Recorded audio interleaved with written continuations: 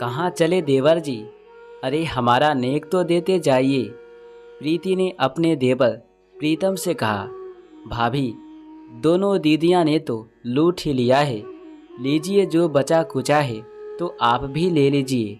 प्रीतम बोला, अरे भाई, मैं तो मजाक कर रही थी, तुम तो मेरे बेटे के समान, तुमसे क्या नेक लेना। जाओ तुम बेफिक्र होकर अपने कमरे में जाओ, प्रिया भी तुम्हारा बेसब्री से इंतजार कर रही होगी। प्रीति बोली, थैंक यू भाभी जी, जो आपने मेरे लिए आरती को पसंद किया। प्रीतम बोला। तब प्रीति बोली, थैंक यू किस बात का प्रीतम, बड़ी बहू होने के नाते ये तो मेरा फर्ज था कि इस घर के लिए ऐसी लड़की लेकर आऊं जो बहुत सुंदर, सुशील और संस्कारी हो। और मुझे ये सब गुण अपनी मेरी बहन प्रिया में दिखी और उसने भी तुम्हें पहली ही नज़र में पसंद कर लिया था। और फिर मम्मी पापा के अलावा और भी रिश्तेदारों को प्रिया बहुत पसंद आई थी, इसलिए इस रिश्ते में कोई अड़चन ही नहीं आई। फिर प्रिया है भी तो कितनी खूबसूरत, लेकिन फिर भी भाभी प्रिया को ढूंढा तो आपने ही था, इसलिए इसका सारा श्रेय आपको ही जाता है। प्रीतम बोला, बस रहने दे, अब मेरे गुणगान करना बंद कर, ये बातें तो बाद में भी होती रहेगी। जा पहले अपनी नई नवेली दुल्हन के पास जा, वो तेरा इंतजार कर रही होगी। प्रीति बोली, जी भाभी। और ऐसा कहकर प्रीतम जाने लगा तो प्रीति ने कहा, कोई गिफ्ट लिया है उसके लिए या नहीं? हाँ भाभी, सोने की अंगूठी लाया हूँ। प्रीतम बोला, तब ठीक है, जा और उसे ज़्यादा मत सताना। प्रीति मुस्कुराते हुए बोली और इधर प्रीतम शर्माते हुए अपने कमरे की ओर चला गया। प्रीतम के जाने के बाद प्रीति भी सोने के लिए वहीं हॉल में लगे अपने बिस्तर पर जा लेटी। अभी ज़्यादातर मेहमान घर पर ही थे, कुछ ही मेहमान गए थे, इसलिए प्रीति ने अपना कमरा शादी में आई लड़कियों को दे रखा था और खुद बुजुर्ग महिलाओं के साथ हॉल में बिस्तर लगाकर सो रही थी। पुरुषों का ठिकाना पड़ोस के घरों में हो गया था, इसलिए वे सभी वहां आराम कर रहे थे। शादी की सारी जिम्मेदारी बड़ी बहू होने के नाते प्रीति ने ही संभाली थी। इतने दिनों से काम करके थक के चूर हो चुकी थी, इसलिए बिस्तर पर लेटते ही फौरन उसकी आंख लग गई। अभी प्रीति को सोए हुए कुछ ही देर हुई कि एक जोर की चीख सुनाई दी। चीख इतनी तेज थी कि सभी अपने अपने बिस्तर पर हड़बड़ाकर बैठ गए। प्रीति भी नींद से जाग उठी और सबसे पहले बोली, कौन चीखा? तभी बड़ी बुआ जी बोली, प्रीति, हम में से तो कोई नहीं चीखा, चीख तो शायद प्रीतम के कमरे से आई है। प्रीतम के कमरे से? ये भला कैसे हो सकता है?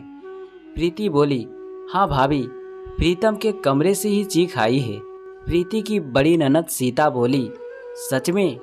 प्रीति ने दोबारा पूछा, हाँ वहीं से चीख आई है। सीता ने दोबारा जवाब दिया। तब प्रीति की सास कोमल देवी बोली, प्रीति, जाकर देख तो कि क्या बात है, हम लोग जाएंगे तो अच्छा नहीं लगेगा।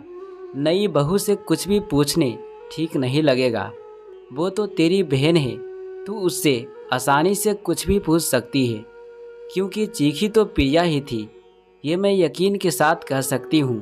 ठीक है, तो मैं अभी जाकर देखती हूँ कि क्या बात है, प्रीति बोली। और फिर प्रीति प्रीतम के कमरे की ओर गई और उसने दरवाजे पर धीरे से दस्तक देते हुए पूछा, प्रिया सब ठीक है ना? और प्रीति के ऐसा पूछने पर प्रिया ने दरवाज़ा खोला और प्रीति से लिपटकर जोर जोर से रोने लगी।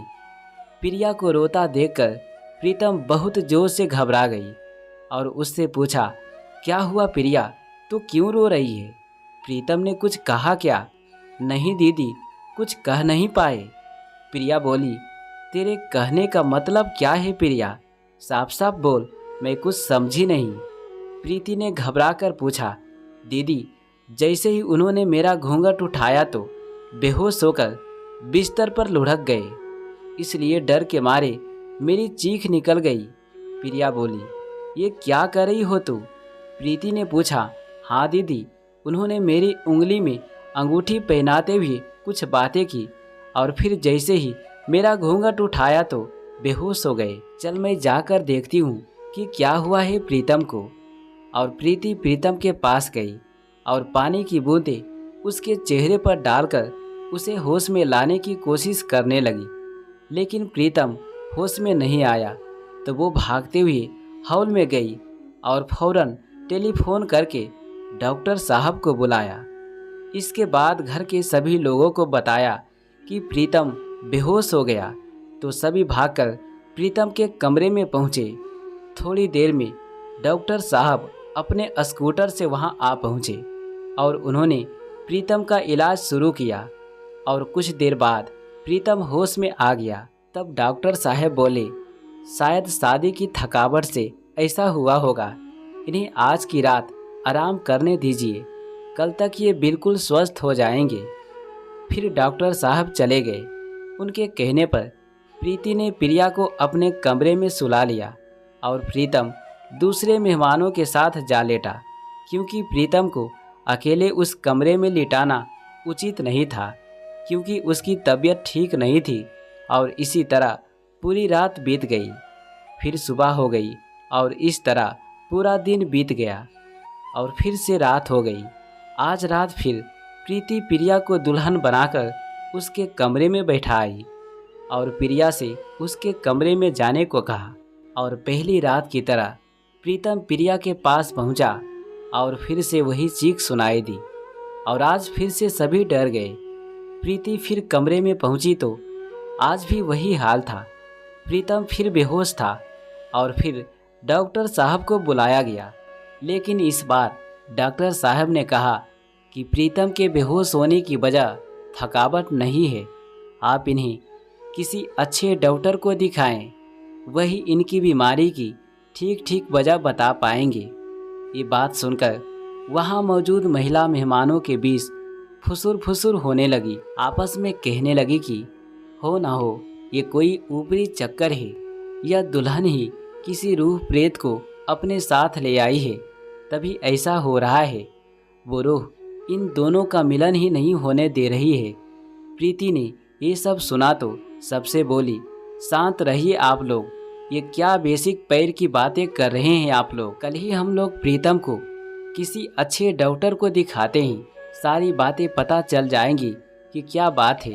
फिर दूसरे दिन प्रीतम अपने बड़े भाई और पापा के साथ डॉक्टर के पास गया और डॉक्टर ने उससे बहुत से सवाल पूछे और प्रीतम ने सब कुछ साफ साफ बता दिया कि अभी उसकी उम्र केवल 23 साल है, ना उसका पहले किसी लड़की के साथ कोई अफेयर था और ना ही कोई शारीरिक संबंध।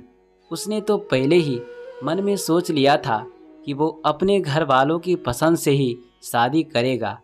अब डॉक्टर को पूरी बात समझ में आ रही थी और उन्होंने प्रिया को भी अपने पास बुलवाने को कहा।